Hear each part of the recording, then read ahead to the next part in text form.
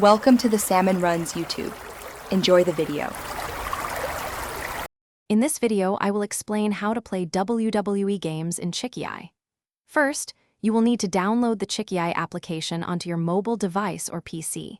You can find it in your device's app store. Make sure you have a strong and stable internet connection, preferably Wi-Fi, as cloud gaming requires consistent data transfer for a smooth experience. Chikii provides access to hundreds of popular titles. Once the Chikii app is installed, open it up. You will then need to create a new account or log in if you already have one.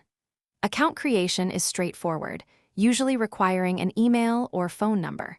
Many new users receive a welcome bonus of 50 to 100 coins, which can be used to play games. This step is crucial for saving your progress and accessing all features.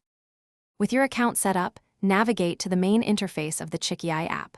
Look for the search bar, typically at the top, and type WWE to find available wrestling games. You can also browse through the sports or fighting categories. Once you see your preferred WWE title, tap on it to view its game page. Chikii hosts many versions of popular wrestling games. On the games page, you will see a play button.